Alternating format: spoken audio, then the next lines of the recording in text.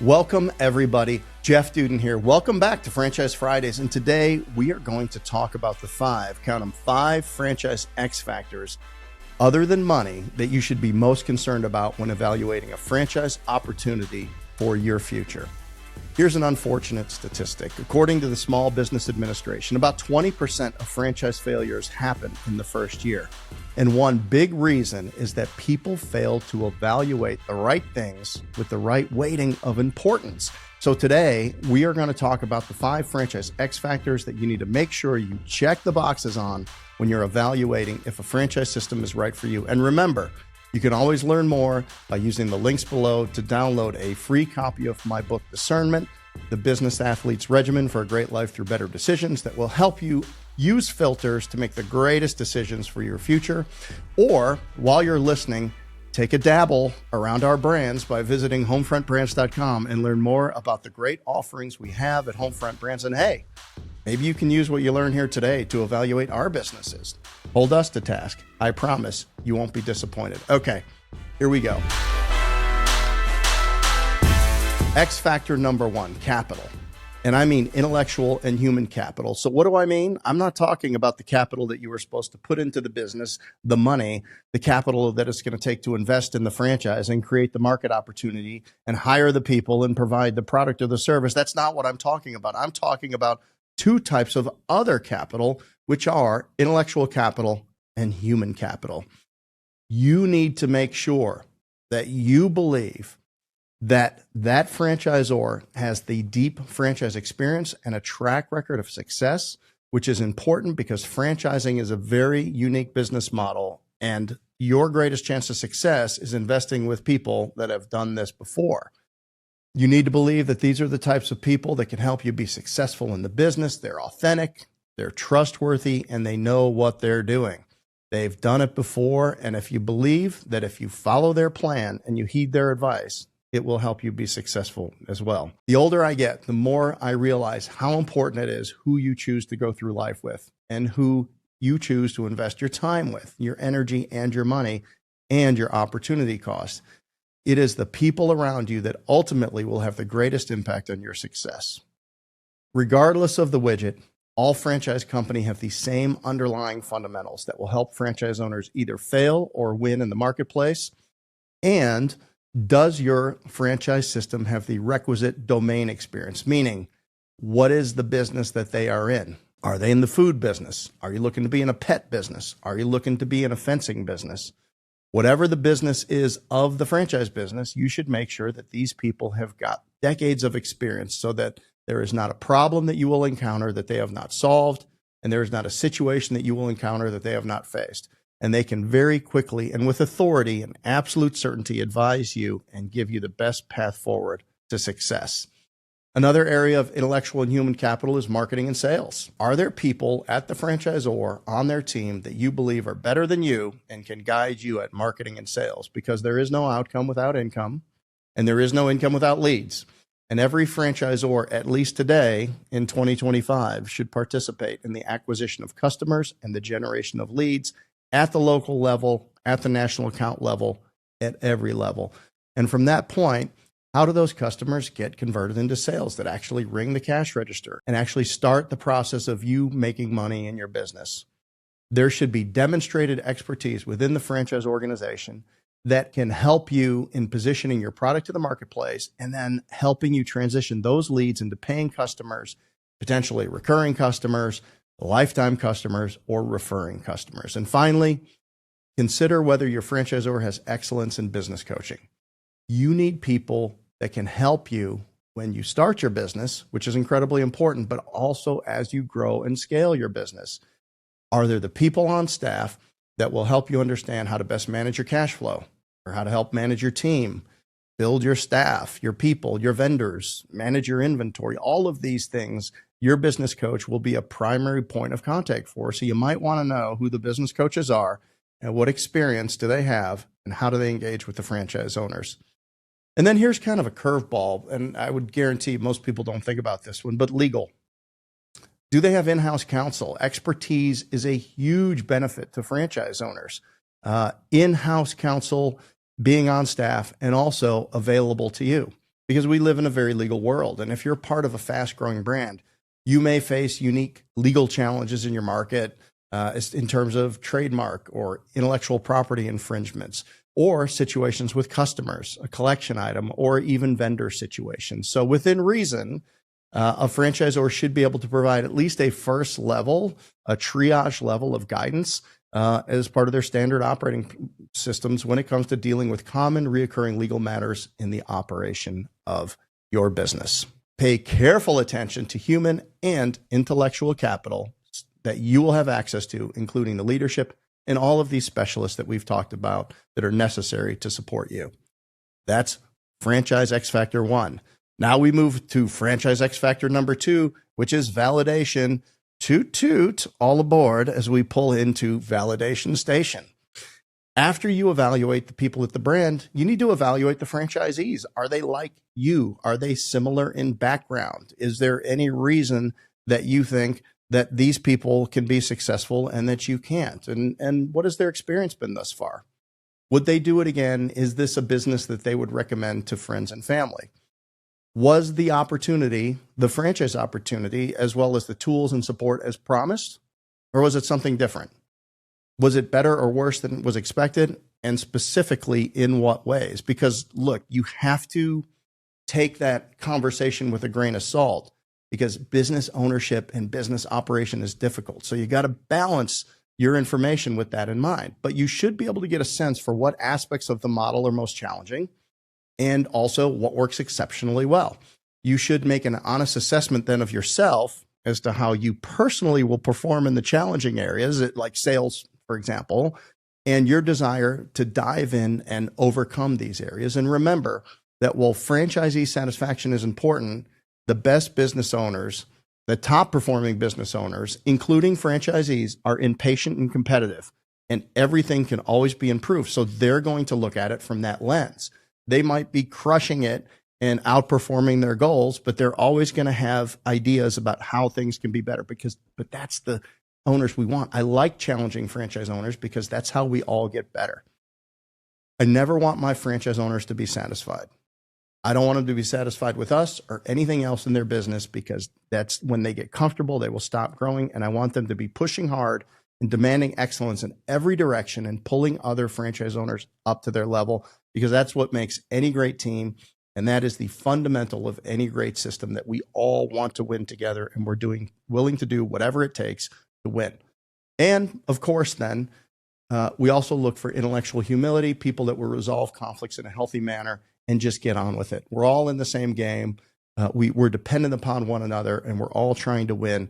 So as hard as we push, we also need to be able to get in a room, break bread, and resolve that this has been good for all of us. Another thing that I would listen for during validation is the franchisor truthful? Can I trust them to advise me in a manner that is always in the best interest of the franchisee? Because at the end of the day, a franchisor should build the very best entrepreneurs from the ground up, and want franchisee to see things for truth in the light of day that are going to make them better entrepreneurs.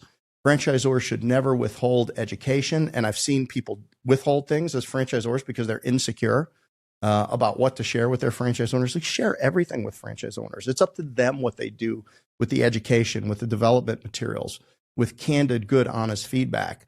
And sometimes with a franchise owner, it might not be what they want to hear in the moment, but that is what you should demand. And what will make you great is that good feedback and getting the information or getting the feedback that you need to hear, but maybe that you don't want to hear in the moment. And that's what makes a great iron sharpen iron type franchise system. So during validation, test for that. Ask about those interactions between the franchisee and the franchisor, and how those things are handled and if they're of benefit to the franchisee. And also too, you're going to want to poke around and say, is the franchisor a strategically competent business builder? Would the franchise owners validate that the people are competent, that they pay attention to the trends in business? They're not only looking at what the operations are today, but where the business needs to go to get competitive advantage. And what are the opportunities that the system overall can take advantage of to better build a business bigger, better, and faster? You may also inquire about the capacity and if there has been adequate investment in people and systems to get the information that you need when you need it. And ultimately, can the franchisor, big question, provide you with a path to profit, a path to the lifestyle that you desire to achieve, and a path ultimately to get the outcome for this business, whether it's to build it up and sell it or to pass it on to your children, that you have decided that you have set out to do. All right. We move on to franchise X factor number 3, which is support. We say at Homefront Brands that if it starts well, it goes well. Think about it. Things have rarely gone well that didn't start well. And I would point to your last failed relationship. So from us, we understand that heavy support at the launch of the business during market entry is absolutely critical. We provide tall guardrails, and you should look for tall guardrails that focus on the right stuff. You should determine that the franchisor has a market launch and market entry plan that provides sufficient intensity to keep you focused on the right stuff and to make sure distractions are kept to a minimum. Generally, when people join a franchise system, they will seek to leverage their skills that they believe they are the best at. We all have things that we have succeeded at, and we might try to bend that opportunity around our skills because that's what makes us comfortable. And this can be called a curse of knowledge, and it's a trap. There will be priorities in launching your franchise business that are more important versus the things that a franchise owner likes to do, has an affinity for, or prefers to do. So this connects right back to the business coaching and the ability for a franchisor to have skilled and critical conversations with the franchisee early on, often in times of stress, because you've just made an investment, you've just changed your career, and you're doing something for the very first time, but to make sure that the plan is being followed in its entirety. Maintaining your priorities for an efficient market launch will ensure that you build the right muscle memory early on. It's just like working out to avoid change management or switching costs down the road that will be expensive in terms of time, energy, and money for you. I would also want to know that the franchisor has access to timely data that is integrated in the support and provide rationale and proof for the coaching recommendations, combined with the discipline to measure how your actions, behaviors, and investment move the critical numbers in the right direction and give you confidence that you're doing the right thing. And finally, does this support scale as the owners do? Does the support mechanism inside the franchise system grow as much as you do? Because everybody launches from zero, and many franchises include those in the property service industry can grow to be very, very large businesses. What an owner needs at entry level is going to be drastically different from what they need at a much larger level as the business scale up in revenue and staff and geography and complexity. A franchisor should anticipate the phases of growth that an owner will transcend, and each phase should have specific proactive support to see around corners to help the franchise owners know what constraints are coming and provide tools, tactics, and techniques and programs that will help them to navigate these challenges. All right, that's 3 in the can, and I move into number 4. And franchise X factor number 4 is technology, probably more important today in 2025 than it ever has been. Because with the rapid deployment of AI, as we sit here in 2025, technology is no longer a Rachel Ray crockpot where you can set it and forget it. You should try to determine the level of sophistication and investment that the franchisor has made in its current systems, and that they have an appropriate technology roadmap for the business. Tech should be clean. Tech should be integrated, and data should be aggregated and available versus dropped off in one system and manually put or never used in the next system. Your tech should be agile. It should be coupled with a culture of transparency, because in that way, and what I mean by that is providing benchmarking against your peers. Everybody's numbers need to be for the benefit of everybody, which is actually more difficult than one might think to actually achieve, but it's something that you can ask about. How does the franchisor achieve that? Is a cultural norm for people to share their data, because that's how you will get continuous improvement, and that's how you get better. And of course, tech needs to provide those real-time data-driven insights, be able to incorporate AI and machine learning, and help you understand the key levers to pull and the actions a franchisee can take to make an impact in their business. You should be interested in if the tech will scale, or is it going to be cumbersome as I move from owner, operator to executive model to multi-location conglomerate owner? Because I know you're all going to get there. Everybody thinks they will, and you can too. And of course, is it available to everybody in real time? Because The last thing you want to do with tech is to create a bottleneck around the franchise owner, and just making sure that they are making them the keeper of all the data. So you want to make sure that the systems are sophisticated enough to allow for appropriate permissions, so that all people in the franchisee's organization have level to access the right information at their level. And this not only includes the CRM and the point of sale systems. You'll want to know what investment the brand has made in things like learning management and coaching tools and other technologies that help a franchise owner build capacity to scale and build a team to produce the work as they generate more work. So leveraging tech infrastructure, investment capabilities, there are certainly winners and losers when it comes to franchisors in terms of tech. So get your questions answered appropriately and dig in on the technology. And here we come to the last franchise X factor, non-monetary durability. Bottom line, is the business that you're looking at investing in going to exist in 25 years? You're on the cusp of investing your valuable time, your energy, your money, and you're seeking an outcome, either building a transactable asset or a generational family business. And you should know that if you build it, will it last and will it have value in the future? If you build a business to transact, the buyers must believe that the business is going to be there long enough after you sell it to them, or they're not going to buy it from you. And if you want to build a business to transfer to your kids or family or somebody else to operate, you want to know the same. Is this a sexy, new and improved business, or is it a new and unproven business? Is it a fad or a trend, or is it an essential business that will never not be necessary and always be needed? Genius attacks happen every day in franchising, and sometimes people get hurt. There's a great idea about a new product, a new method, and yes, the riches can be in the niches, but you have to be really, really careful. On one hand, if it's new and it hasn't been done before, then you're probably going to be able to get the territory that you want and maybe cut an advantageous deal because they're looking for early adopters. But on the other hand, if that business might work today or it might sound good today, but over time, the business could become irrelevant. So many people that get into franchising are looking for something that has certainty of outcome. So think deep about the durability of the business that you're looking at. What is the demand profile for the business in 5 years and 10 years and even in 25 years? A great example of this is the senior care industry, which was largely unfranchised, but some very, very smart people early on looked at the demographic trends of people in the United States and realized that we had an aging population. We're living a long time, and culturally, we're not moving our parents and our grandparents into our homes anymore. So there was this huge market demand for senior care of all types, and people that got in early took advantage of the market. Maybe today there's still an opportunity in senior care because we're not getting any younger in this country, and there continues to be high demand for these services, but it's also gotten very, very crowded. And to create new offerings inside of the space is difficult. To enter markets may be difficult, and I believe it's difficult for any new entrant in the senior care space. So what are the trends today? Is it pets?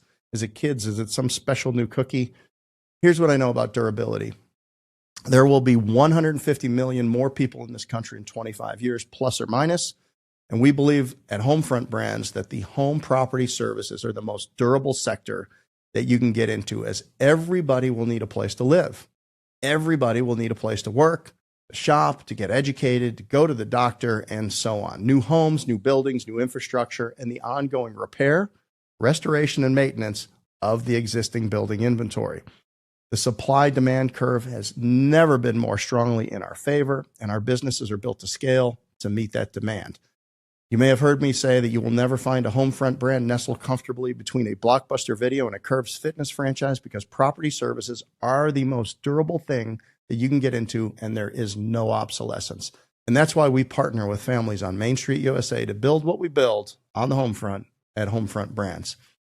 I truly hope these 5 franchise X factors have been helpful for you as you continue your journey of education about the franchise industry and how it can serve you. While these have nothing to do with money on the surface, if it makes sense, it'll probably make dollars too. And as always, check out the links below for a free copy of my book, Discernment, or just head on over to homefrontbrands.com to check out how we can serve your community make a difference in your life and those you care the most about. Stay focused, stay positive, and go do great things. And let's find a way to get you unemployed in the best way possible. This is Jeff Dudan. Thanks for listening.